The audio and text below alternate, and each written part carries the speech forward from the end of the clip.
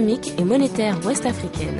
L'UEMOA, 8 pays, un destin commun, un espace économique harmonisé, ouvert et concurrentiel.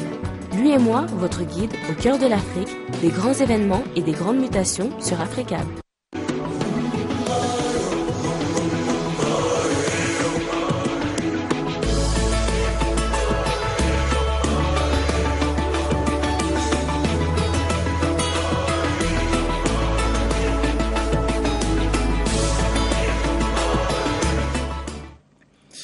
Bonsoir à tous. Voici les principaux titres de ce journal.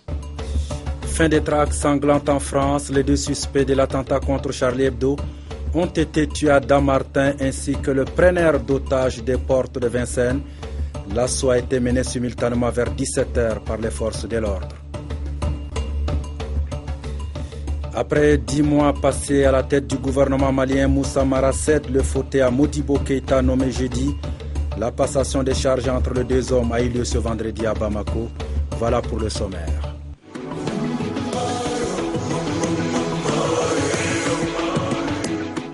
Les images tournent en boucle dans le monde entier. Les 2 principaux suspects de l'attentat contre Charlie Hebdo ont été tués lors de l'assaut mené par le GIGN à Dammartin peu avant 17h ce vendredi. L'otage qui retenait a été libéré et est indemne. Parallèlement, les forces de l'ordre sont intervenues dans le supermarché Kacher de la porte de Vincennes. Cette prise d'otage s'est soldée par 5 morts, dont le preneur d'otage et 4 blessés graves. Les principaux suspects de l'attentat contre Charlie Hebdo ont donc été tués lors de cet assaut mené par le GIGN ce vendredi à Dammartin. Mais qui sont ces 2 frères à l'origine du carnage de Charlie Hebdo mercredi dernier? Selon des sources concordantes, Saïd, l'aîné, se serait entraîné au Yémen auprès d'Al-Qaïda dans la péninsule arabique. Saïd Kouachi, 34 ans, l'aîné des 2 frères tueurs.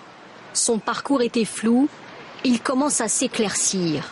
Selon le New York Times, qui cite un haut responsable américain, Saïd Kouachi aurait fait un séjour de quelques mois au Yémen en 2011. Là-bas, il aurait suivi un entraînement au combat et au maniement des armes au sein d'Al-Qaïda au Yémen, AQPA, une des branches considérées comme les plus actives et dangereuses par les États-Unis.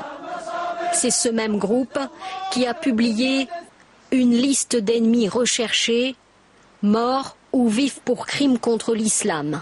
Parmi eux figure Salman Rushdie, et en 2013, ils avaient ajouté le visage de Stéphane Charbonnier, Charb, le dessinateur de Charlie Hebdo assassiné. C'est lui que les tueurs ont cherché en priorité mercredi. Ce serait donc au Yémen que Saïd Kouachi aurait appris à manier la Kalachnikov et les techniques militaires qu'il a utilisées lors de l'attaque. Au moment où les assaillants ont abandonné leur véhicule dans le 19e arrondissement de Paris, un témoin raconte avoir entendu un des tireurs prononcer cette phrase « Vous direz aux médias que c'est Al-Qaïda au Yémen ».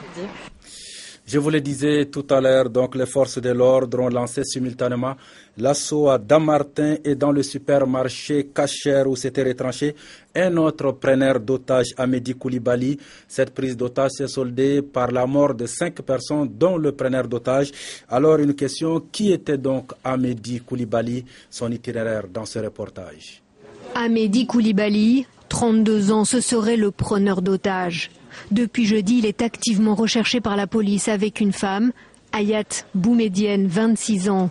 Le preneur d'otages serait l'auteur de la fusillade de Montrouge jeudi. L'homme qui a tué une policière municipale de 26 ans, froidement de plusieurs balles dans le dos. Le tireur prenait immédiatement la fuite. Amédi Koulibaly serait lié aux frères Kouachi. Il les connaît, il aurait fait partie de la même filière djihadiste dite des buts Chaumont. Son nom est celui de Chérif Kouachi, le plus jeune des frères, apparaît lors du procès conduit en 2013 pour juger les auteurs d'une tentative d'évasion visant à libérer Smaïn Haït Ali Belkacem, un terroriste algérien emprisonné en France pour l'attentat contre la gare RER du musée d'Orsay en 1995. Voilà, sur la question, le président français François Hollande s'est donc exprimé tout à l'heure à la télévision. Il reconnaît l'urgence de cette intervention des forces de l'ordre. Et voilà, donc, et appelle le monde entier, la France et le monde entier, à la marche qui sera organisée à Paris dimanche prochain. Voilà ce qu'il faut retenir de cette prise d'otages sanglante ce vendredi en France. Tout autre chose. À présent, passation des charges ce vendredi entre le Premier ministre, le nouveau Premier ministre malien Modibo Keïta et le sortant Moussa Mara. La cérémonie a été sobre mais pleine d'émotions. Moussa Mara a tenu à louer le mérite de son successeur. Je vous propose de l'écouter. Ce sont ces mêmes états de service, cette même exemplarité, cette disponibilité qui vous a valu la confiance du chef de l'État, son Excellence Ibrahim Boubacar Keïta, pour conduire l'action gouvernementale en cette période particulièrement compliquée de notre histoire. Je vous sais un homme de conviction, homme de talent, homme de rigueur, homme de modestie, pour être certain que vous allez conduire l'action gouvernementale à bon port et permettre au chef de l'État de pouvoir mettre en œuvre son programme ambitieux. Aujourd'hui, vous arrivez à la tête de l'État en ce moment où des perspectives claires sont annoncées par rapport à la croissance, par rapport aux infrastructures, par rapport à cette seconde partie du projet présidentiel, et je n'ai pas de doute que vous serez à hauteur de souhait pour conduire l'action gouvernementale vers de bons ports. J'ai eu à vous le dire en plusieurs occasions, vous pouvez compter sur ma modeste personne. J'ai eu aussi à le dire à plusieurs occasions, nous n'avons pas besoin d'être Premier ministre, ministre, directeur, pour travailler au service de nos compatriotes. Donc là où je serai, vous pouvez compter sur moi, jour et nuit, pour apporter tout ce que je peux, afin que vous réussissiez. Parce que votre réussite est la réussite de notre pays. La réussite du président est la réussite de notre pays. Aucun patriote digne de ce nom ne peut souhaiter l'échec du président Ibrahim Boubacar Keïta ou votre échec. Donc tout patriote doit s'engager à vos côtés. À son tour, le nouveau Premier ministre Modibo Keïta a salué le talent et le courage de son prédécesseur et d'y mesurer la tâche qui l'attend, à savoir la réalisation du projet de société du président Ibrahim Boubacar Keïta. Nous l'écoutons toujours au micro de nos reporters Daouda Kamate et Moussa Bari. La légitimité d'un Premier ministre, la vôtre, la mienne, c'est une légitimité octroyée par le président de la République. C'est pour cette raison que je voudrais, avec beaucoup d'humilité, lui adresser nos vifs remerciements pour la confiance dont il nous a investis. Monsieur le Premier ministre, habituellement, quand on succède à un autre Malien de grande valeur, on a le sentiment que l'on va recommencer l'histoire. C'est un manque d'humilité. On a le sentiment que ce qui s'est passé ne représente rien. C'est un manque encore de modestie. Je suis convaincu, à partir de ce que je sais de vous, Monsieur le Premier ministre, que vous avez donné le meilleur de vous-même au service de notre pays, au service de nos populations. Je sais que vous avez accompli votre mission souvent dans des conditions difficiles. Vous aviez la charge de gérer des hommes et des femmes. Vous aviez la charge de conduire à bon port les projets qui sont de nature à améliorer les conditions de vie de nos populations. Souvent, on a le sentiment d'être seul. Mais c'est précisément cette solitude du pouvoir qui doit vous donner plus de courage et plus d'engagement. Je suis sûr que vous n'avez absolument rien fait pour vous attendre à une quelconque reconnaissance.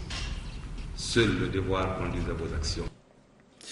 Le président de la République Ibrahim Boubacar Keïta a donc nommé jeudi au poste de Premier ministre Modibo Keïta. Il remplace Moussa Mara, remercié par le président malien.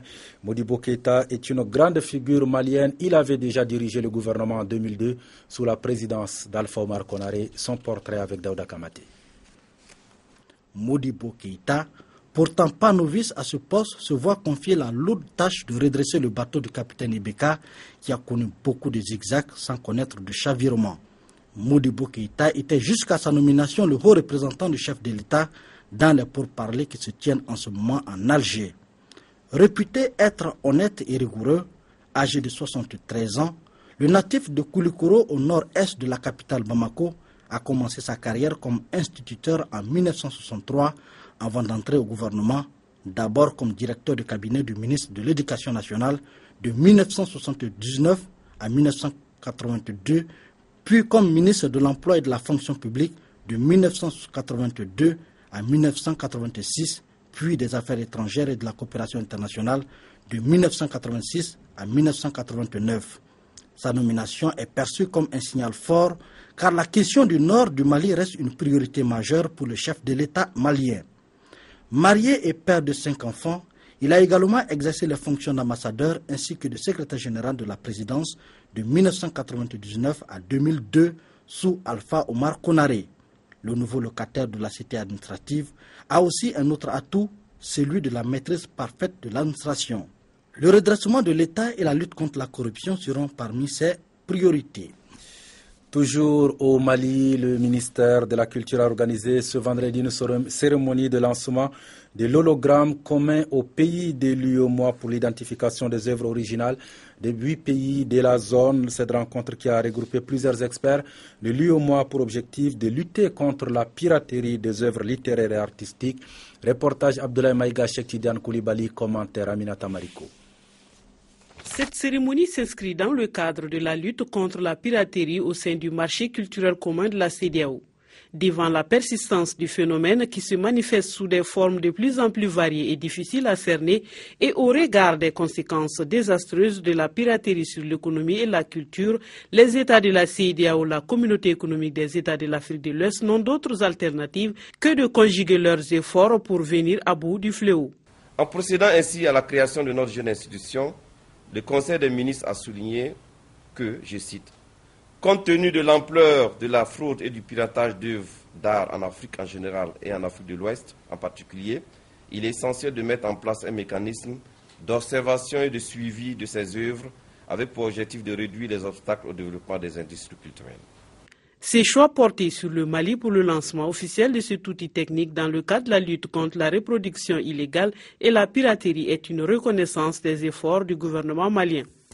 La cérémonie qui nous réunit est certes modeste, mais elle est d'une symbolique forte, car elle est la consécration de vos efforts, en même temps qu'elle constitue la matérialisation de la politique d'intégration de la CEDEAO par la culture et le droit d'auteur. Après avoir reçu 40 000 hologrammes des mains du président de l'Observatoire régional du droit d'auteur de la CEDEAO, le Bureau malien des droits d'auteur s'engage. Cette donation va renforcer, je suis sûr, les capacités du Bureau malien des droits d'auteur dans sa lutte déterminée contre la piraterie des œuvres littéraires et artistiques. La cérémonie a pris fin par une visite de courtoisie rendue au ministre sortant de la Culture. Le reste de l'actualité, à présent, brève et en images, rassemblée et commentée pour vous aujourd'hui par Mahmoud Kabadiakiti.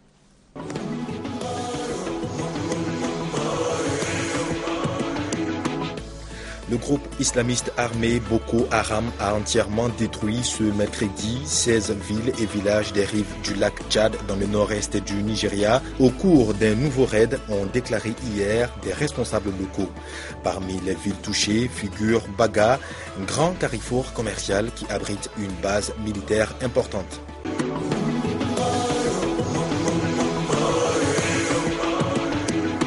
La branche libyenne de l'organisation État islamique a affirmé ce jeudi avoir assassiné 2 journalistes tunisiens, Sofiane Chourabi et Nadir Guettari. Ils étaient portés disparus en Libye depuis le 8 septembre. L'annonce n'a pas encore été confirmée par les autorités tunisiennes.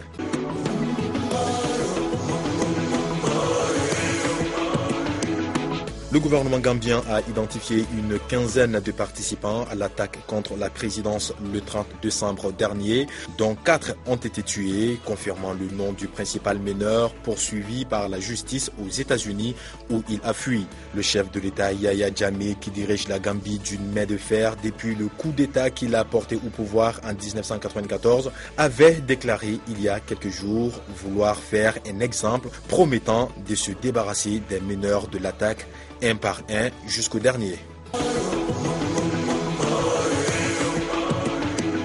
Le Conseil de sécurité des Nations Unies a approuvé ce jeudi le projet de la République démocratique du Congo et de la MONUSCO concernant les FDLR. La force de maintien de la paix de l'ONU et l'armée congolaise veulent lancer une offensive pour neutraliser les rebelles Hutus rwandais des forces démocratiques de libération du Rwanda dans les territoires de l'Est de la RDC. Voilà, après une pause pour cause des fêtes de fin d'année, la rédaction d'Africable Télévision renoue avec sa traditionnelle revue de la presse africaine. Tout de suite, direction le Gabon pour la revue de la presse gabonaise avec notre correspondant à Libreville, Ismaël Obianzi. Attentat à Charlie Hebdo, l'indignation est planétaire. Une barbarie qui laisse tous les communicateurs sans voix. Allah n'a jamais porté de cagoule, nous dit la Griffe, pour ce journal satirique. Il est donc clair que ces pseudo-croyants ainsi que leurs instigateurs sont habités par la peur. Très peu de Charlie Hebdo. En kiosque à Libreville, la presse gabonaise semble avoir d'autres chats à fouetter. Son débat, c'est le bilan de fin d'année marqué par le traditionnel semi-marathon des vœux au président de la République. Le journal L'Union rappelle à l'occasion qu'Ali Bongo Ondimba place 2015 sous le sceau de la rigueur. Le message présidentiel s'adresse à toutes les forces vives de la nation. Ce ne sont ni plus ni moins que des vœux de statu quo, souligne Cole Messager, selon l'hebdomadaire, à retenir du discours présidentiel, des promesses, encore des promesses, puis plus rien. Où sont les 5000 logements par an, se demande mon confrère. Le Nganga rajoute à la critique, le régime d'Ali Bongo a étalé, je le cite, sa fébrilité et son manque de nerfs le 20 décembre dernier. À en croire l'hebdomadaire satirique, son chapeau de promesses épuisé, il vient de montrer son vrai visage en bandant les muscles contre des manifestants pacifiques. Parlons justement des arrestations du 20 décembre dernier. Missamou écrit que le procès des manifestants a bel et bien commencé et que le ministère public a requis des condamnations et des relax. L'impossible dialogue entre pouvoir et opposition au Gabon et Côte du Nord relaie des positions exprimées. Selon l'opposition, si dialogue il doit y avoir, il n'y aura qu'un seul enjeu, mettre un terme au pouvoir d'Ali Bongo Ondimba. Du côté du pouvoir, le président de la République ne peut pas dialoguer avec des personnes qui ne respectent pas les institutions de la République ni ceux qui les incarnent. Le contexte international nous offre le prétexte. C'est avec les Charlies du Gabon que nous refermons cette revue de presse hebdomadaire du Gabon. Merci à vous de l'avoir suivi. Excellente suite des programmes sur Africable Télévision. N'oubliez surtout pas, lira bien qui lira le dernier. À la semaine prochaine, s'il plaît à Dieu.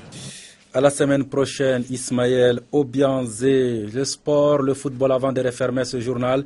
L'Ivoirien Yaya Touré de Manchester City remporte pour la 4e fois consécutive le titre de meilleur joueur africain de l'année.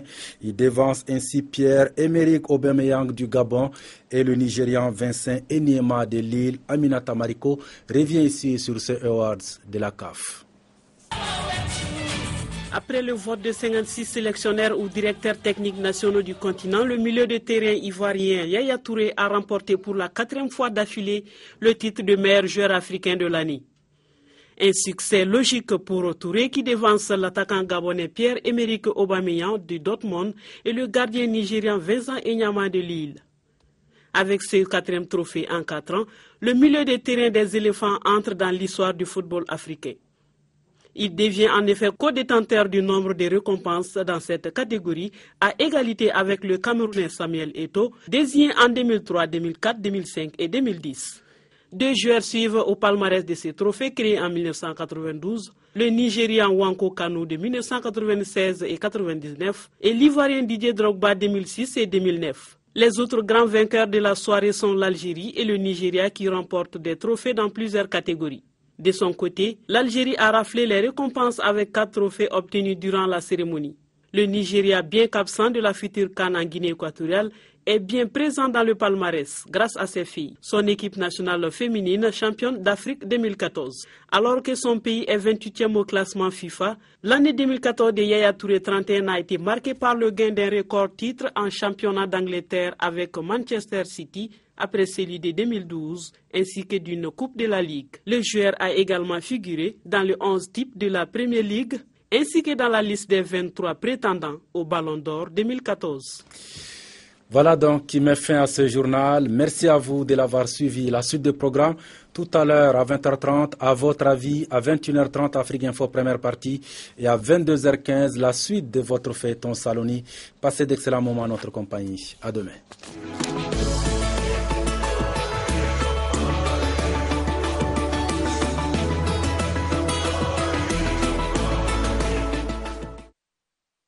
L'UEMOA, l'Union économique et monétaire ouest-africaine. L'UEMOA, 8 pays, un destin commun, un espace économique harmonisé, ouvert et concurrentiel. L'UEMOA, votre guide au cœur de l'Afrique, des grands événements et des grandes mutations.